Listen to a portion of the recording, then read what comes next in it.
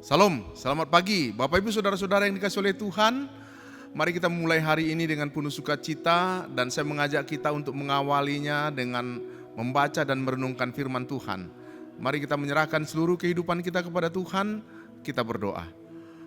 Pujian, syukur dan hormat kami naikkan kepada Engkau Allah di dalam Yesus Kristus yang senantiasa mencurahkan kami berkat-berkat yang begitu indah. Kami hendak membaca dan merenungkan firman-Mu, Tuhan yang menyertai dan berikan kami kekuatan. Di dalam nama Tuhan Yesus Kristus kami berdoa. Amin. Bapak Ibu Saudara-saudara, ayat bacaan kita yang menjadi dasar renungan kita pada pagi hari ini terdapat di dalam Keluaran 17 ayat 1 sampai ayat yang ke-7. Dan yang menjadi fokus pembacaan kita pada ayat yang ke-6. Firman Tuhan yang berbunyi demikian. Maka aku akan berdiri di sana di depanmu di atas gunung batu di Horeb. Haruslah kau pukul gunung batu itu dan dari dalamnya akan keluar air sehingga bangsa itu dapat minum. Dari bacaan ini saya mau mengambil tema beriman di tengah krisis. Bapak Ibu Saudara-saudara, kata krisis berasal dalam bahasa Yunani yaitu krisis atau kemelut. Artinya adalah setiap peristiwa yang sedang terjadi atau kita perkirakan mengarah pada situasi yang tidak stabil, situasi yang berbahaya yang dapat mempengaruhi baik kita secara individu, kelompok, komunitas atau seluruh masyarakat. Dan kita punya pengalaman terhadap krisis yang digambarkan seperti ini. Contohnya adalah ketika kita menghadapi pandemi COVID-19 pada tahun 2022, di mana kita mengalami krisis sosial, krisis ekonomi global yang imbasnya sampai saat ini masih terasa, di mana semua bangsa bergulat untuk survive keluar dari krisis multidimensi ini. Ada banyak orang yang kehilangan orang-orang yang dia cintai, baik suami, istri, saudara, keluarga, dan ada banyak juga orang-orang yang bangkrut karena kehilangan pekerjaan. Bahkan pemerintah sendiri pada acara ulang tahun Republik Indonesia yang ke-77 tahun 2022 mengangkat sebuah jargon atau simbol yang mengatakan pulih lebih cepat, bangkit lebih kuat. Melalui jargon ini seolah-olah ada ditanamkan harapan. Setelah usai dihantam pandemi, maka bangsa Indonesia akan menyongsong kehidupan dengan harapan yang lebih baik ke depan. Belum lagi krisis yang sementara juga kita hadapi ketika terjadinya perang Rusia Ukraina yang sudah berjalan selama 1 tahun dan berdampak pada krisis energi dan krisis pangan yang di Eropa dan juga berdampak secara ekonomi global. Begitu juga pada tahun-tahun ini yang sudah memulai kita lihat kondisi negeri kita yang akan menghadapi persoalan politik menuju Pilpres 2024 yang sudah mulai marak, yang seringkali juga menimbulkan kebingungan di antara kita. Belum lagi berita viral proses penegakan hukum pada kasus aparat kepolisian dan pejabat pajak.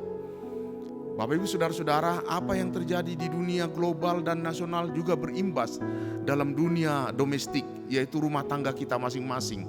Kita bisa melihat usaha kita yang lesu, pendapatan dan kebutuhan kadang-kadang tidak berimbang. Ada banyak suami istri yang saling menuntut, orang tua yang ruwet dengan pikiran, di mana konflik terhadap anak-anak dan akibatnya kita memiliki kelesuan beriman bahkan beribadah. Hal-hal itu yang membuat masyarakat, gereja, rumah tangga, baik secara pribadi mengalami krisis dan bertanya, kapan persoalan-persoalan ini mulai membaik? Oleh sebab itu saya mau mengajak kita belajar dari kitab Keluaran pasal 17 ayat 1 menceritakan bahwa bangsa Israel dalam perjalanan mereka ditanam di padang gurun. Mereka melanjutkan perjalanan.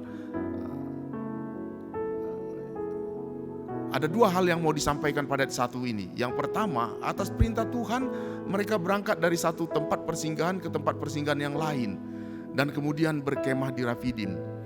Dan kalau kita bisa melihat, keputusan untuk berkemah di Rafidim adalah merupakan perintah Tuhan. Lalu yang kedua, kita bisa melihat tempat di mana mereka berhenti itu adalah tempat di mana tidak ada air untuk diminum. Ini merupakan satu tempat yang agak kontradiktif. Sehingga timbul pertanyaan bagi kita, sebenarnya untuk apa Tuhan memerintahkan bangsa Israel pada waktu itu berhenti di tempat yang tidak ada air? Kenapa Tuhan membawa mereka ke tempat yang tidak ada air untuk diminum? Apakah Tuhan tidak tahu kalau di tempat itu tidak ada air? Lalu kalau begitu, kalau Tuhan tahu, apa maksud Tuhan dalam peristiwa ini?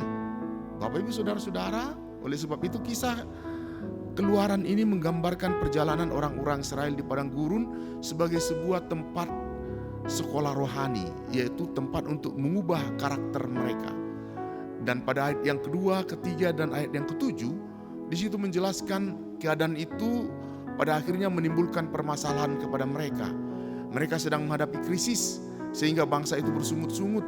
Mereka mulai bertengkar dengan sang pemimpin, yaitu Musa, dan melemparkan tuduhan kepada Musa bahwa Musa berniat untuk membunuh mereka dengan membawa mereka ke tempat itu. Hal itu sama dengan menuduh Allah yang bersalah. Bangsa Israel merasa dijebak dengan membawa mereka ke tempat yang tidak ada air, dan kemarahan bangsa Israel sehingga mereka berteriak menuntut air. Dan tentunya Bapak Ibu Saudara-saudara, permintaan untuk menuntut air adalah suatu hal yang wajar, mengingat memang air itu sangat dibutuhkan pada saat itu. Tetapi yang menjadi permasalahan adalah cara mereka beriman kepada Allah, memandang Allah. Mereka menuduh Allah dengan mengatakan bahwa Allah membawa mereka keluar dari Mesir hanya untuk membunuh mereka di padang gurun. Sehingga mereka terus bersungut-sungut, bahkan mempersalahkan Allah. Dengan kemarahan mereka berkata, apakah ada Tuhan di tengah-tengah kita atau tidak? Bapak Ibu Saudara-saudara, dalam konteks perjalanan menuju ke tanah Kanaan, sebenarnya bangsa Israel telah banyak menerima mujizat dan kebaikan-kebaikan Tuhan, yaitu dimulai ketika bangsa Israel dibebaskan Tuhan dari penindasan di Mesir dengan 10 tulah. Sehingga dalam hal ini umat Israel sebenarnya mereka melupakan karunia Allah yang menyelamatkan mereka dari tangan Mesir. Mereka juga melupakan karya Allah yang telah membelah laut, air laut, sehingga mereka dapat melewat di tengah-tengahnya dalam pengejaran tentara Mesir.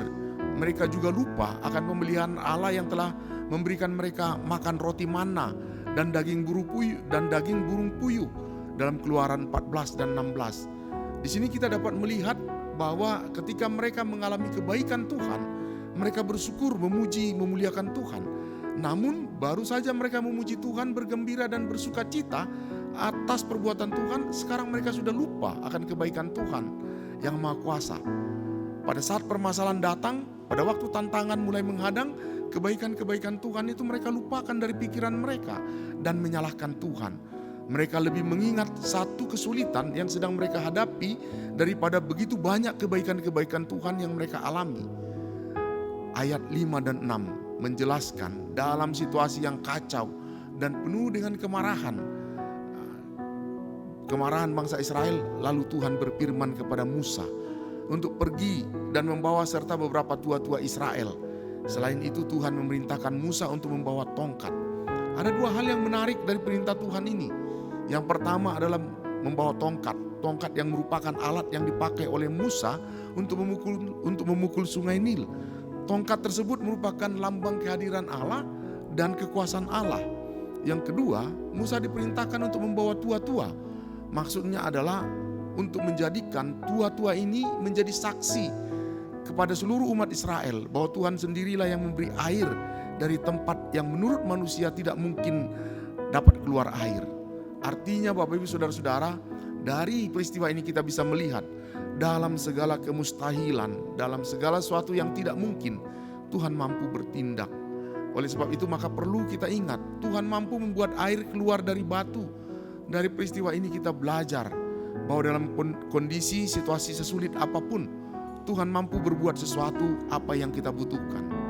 Mungkin kita juga mengalami apa yang sementara dialami oleh orang Israel, seperti di Masa dan Meriba. Kita mungkin menginginkan sesuatu, tetapi kita begitu haus akan sesuatu sampai mungkin juga kita seringkali tidak sadar apakah Tuhan itu mampu melakukannya untuk kita atau tidak. Kita lupa bahwa Tuhan yang memelihara kita, yang menjaga kita, bahkan dalam segala kemustahilan, Tuhan bisa bertindak dalam kehidupan kita. Oleh sebab itu, dari renungan ini mari kita ingat bahwa Tuhan mampu membuat air keluar dari batu. Oleh sebab itu, apapun yang terjadi dalam hidup ini, seburuk apapun keadaan kondisi yang sedang kita jalani, ingatlah kita harus yakin dan percaya bahwa Tuhan Yesus akan menjamin kehidupan kita dengan pemeliharaannya yang begitu hebat setiap hari. Kondisi-kondisi yang menurut kita tidak mungkin, tetapi bersama Tuhan tidak ada yang tidak mungkin. Yang kita perlukan adalah hati yang terarah kepada janji pemeliharaan Tuhan, kepada penyertaan Tuhan, karena Dia adalah Allah yang tidak akan menelantarkan kita dan tidak membiarkan kita berjalan dalam kehidupan ini sendirian. Tuhan senantiasa menyertai kita. Demikian firman Tuhan. Amin. Mari kita berdoa. Terima kasih atas penguatan firman-Mu yang senantiasa mengingatkan kami bahwa Tuhan senantiasa hadir menolong dan memberkati kami dalam kondisi apapun. Di dalam nama Tuhan Yesus Kristus kami berdoa. Amin.